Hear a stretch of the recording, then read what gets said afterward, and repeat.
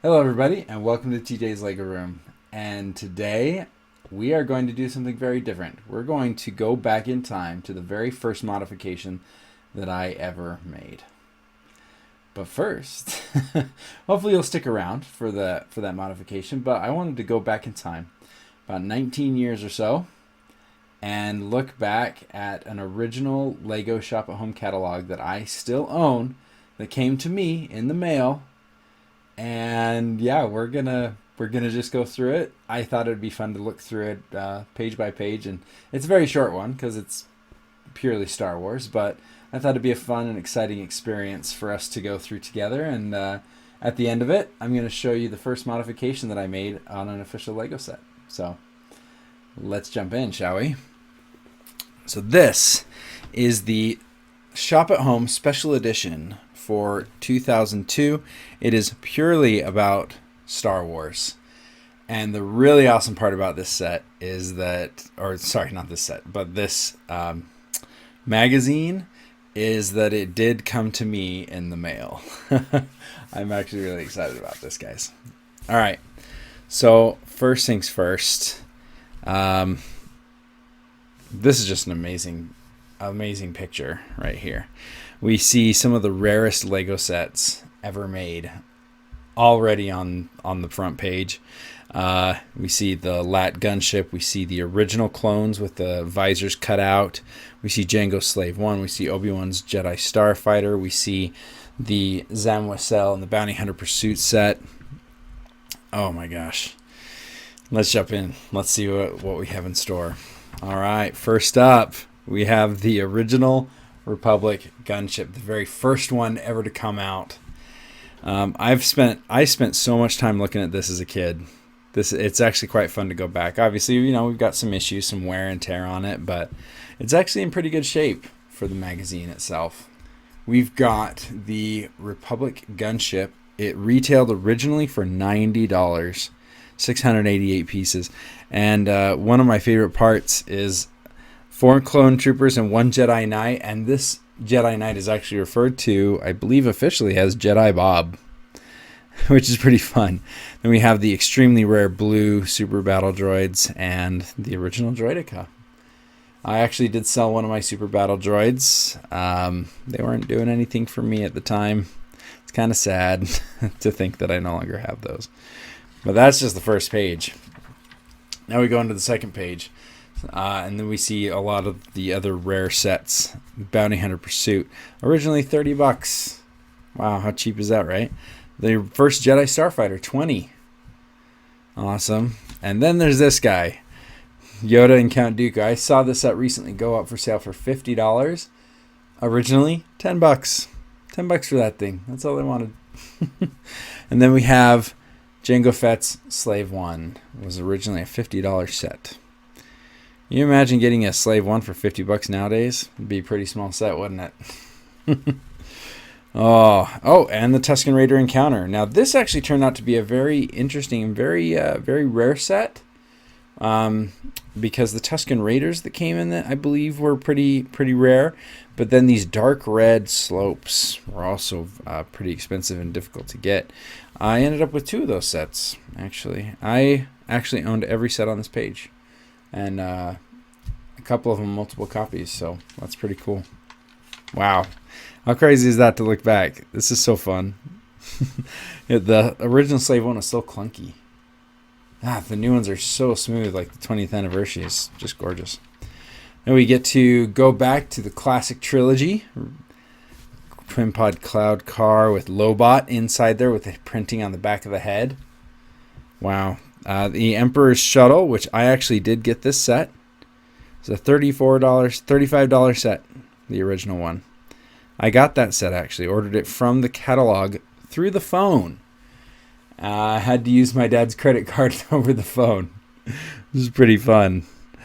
Ewok Ambush, $13 set. Came with 2 Ewoks, a Stormtrooper, a Scout Trooper, a Catapult, and a Speeder Bike. For $13, guys. How crazy is that? That's probably the phone number that I called, actually, to order. The original ATST. Oh, these ones. These things were awesome. These are like the original battle packs. Can you imagine for $5 getting a Chewie and two scouts, biker scouts? Isn't that amazing? Like right now, that's a true army builder right there. That's for sure. Then you had the Luke Skywalker, Han Solo, and Boba Fett. I believe I got all those as well at some point.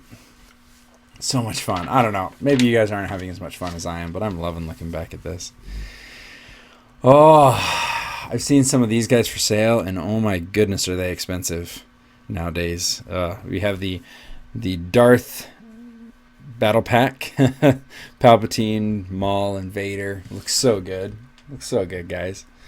The Jedi Defense 2, Final Duel 1, and Final Duel 2. I ended up getting all of those at some point, which is pretty fun. They all got disassembled and taken apart and lost, but yeah, still had those. Now this is cool. This is one of the first UCS sets. It wasn't labeled that way, but the Red Baron was actually a pretty good one. They also had the Sopwith Camel at some point. That was fun. Oh, look at this, the original Blacksmith set. $40. Came with, my favorite part were the weapons that it came with. That was pretty cool. Still have the original order sheet and everything. The original Santa Fe set. Oh, tell you what, it's fun to look back at these. And get excited. I guess I still get excited for these. Guarded in. Look at that. That thing was still around. Lego Legends. Alright, so we have these Lego Technic Star Wars sets. The Super Battle Droid and the Jango Fett. I actually have this Jango Fett.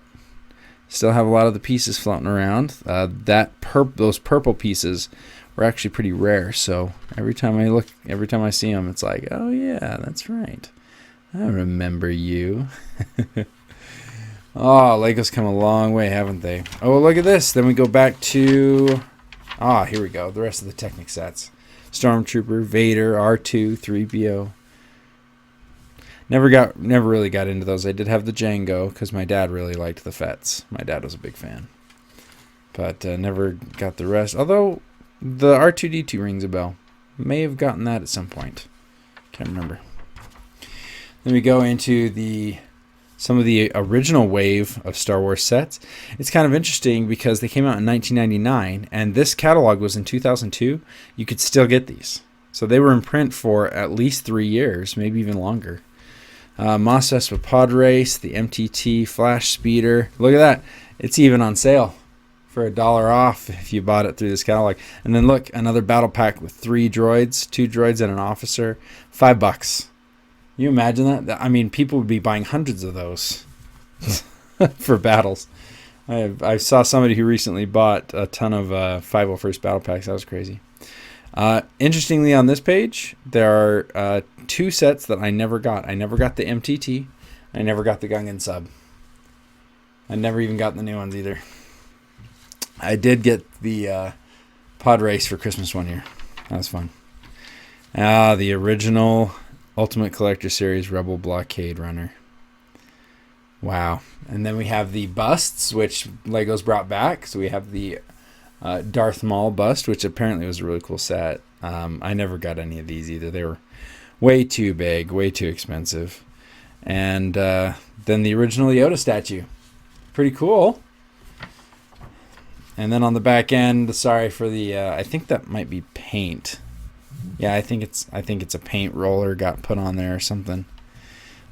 I was kind of hoping it was maybe mud and could wash it off, but it doesn't wash off. Oh man, guys, that was amazing. That was a lot of fun. Well, thank you for sticking out with me for just a little bit while we went through that fun little look down memory lane. Yeah, I actually personally received this in the mail. This has been mine since it originally was sent to me, which is kind of fun. Almost 20 years old now. But now we are going to look at this set because that is the very first set I ever modified. So let's go into that. Okay, here it is, ladies and gentlemen. This is the very first modification of a set that I ever made. This is the original Slave1 from Episode 2, Attack of the Clones. Oh, that got stuck up a little bit. I do have one other minifigure, or possibly two other minifigures that are more expensive than this original Jango Fett that we have here. But there's not very many. This original Jango Fett, I think, is going for like $80 in excellent shape. Unfortunately, this one got in a kid's mouth at some point. So it unfortunately is worth about maybe half that, maybe about $40, which is still significant for one single minifigure, right? I actually do have a another minifigure that's quite expensive. It's a Revan, still in the poly bag. Yeah, got that. So gonna hang on to that one for a while for sure. But the Jango Fett, the original Jango Fett, is quite an expensive little figure. He's an amazing figure too. I absolutely adore it. The silver backpack, the dark blue highlights and the light blue highlights, the purple and brown. It's great. And then we have little Boba here. I don't think he's as expensive as Jango. I'm not sure why, but you'd think they'd be pretty close since they both only came in the one set. Anyway, so what you came here for, though, is not to look at my minifigs, but look at my modification of the Jango Fett ship. So, pardon any shimmy of the camera while I readjust myself for a second. Just gotta move around. All right. So, the biggest thing about this set is that when it would flip up, these little winglets would fall down and not be great. They wouldn't look as awesome. They'd look like they sagged really bad. But it did allow it to move and rotate the cockpit at the same time as the wings, which was a pretty cool innovation at the time. But what I decided to do is I removed the little magnetic box that was in the back of it, and then I added some gears, and I made it so that when it tilts up, the wings actually rotate up at the same time. So you can see when it goes up, the wings are fully rotated. They're actually in the air. Let's see if we can get a little bit better view here for you. So there you go. So when it's upright, they're flat. And then when I lower it, it's angled. That's kind of fun, right? So this was the very first mechanical modification that I did on a set. I'm sure I did some other modifications to official sets before this one, but this is the first time when I really started to use the Technic integration, using gears, using some of the newer techniques that I had never seen before. And in the end, this is actually a pretty simple modification.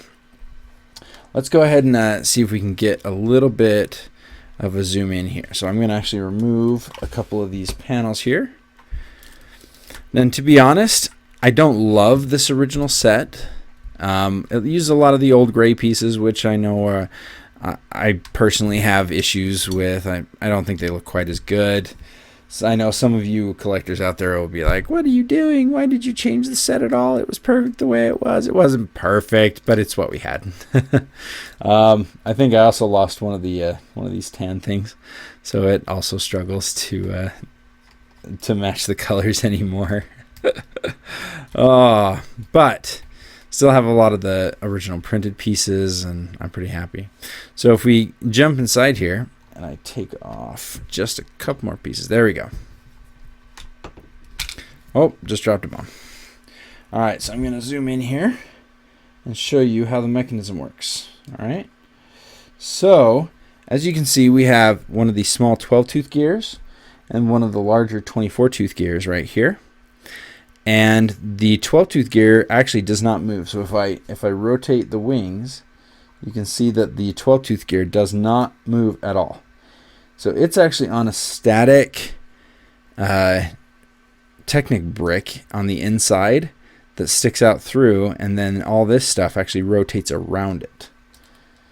And then we attached the 24-tooth gear to a Technic brick here. And so as it rotates, that Technic gear slides around the other one and pivots the winglets down. I'll back up a little bit and show you again what that means. So that means that when I rotate the wings, it pops it back up. Now, it's been interesting to me that with the newer sets, they still haven't figured out how to do this. And according to like all the books and everything, this is actually the way that the thing is supposed to work. It's actually supposed to, move the wings when it goes up, just like this. So it goes down, it lays flat, and then when it goes up, they're supposed to move on some little arms and move up and down. So the other thing I had to do was add a secondary bar, because originally they just had a single bar with this little sleeve on it. So I had to add this secondary bar so that it would create that pivot that we see on there. So when it goes down, and then when it flips up again, as we rotate the one piece, it all moves up and then down and then up and then down. All right. Well, I have been having fun going through memory lane. I hope you've had an enjoyable experience too. Next week, I'm pretty excited because I should be releasing a mock that I have done on commission for somebody, which I'm pretty excited about. So hopefully next week we will see you then and be able to show off some new mocks. So until next time in TJ's Lego Room, play well. Bye.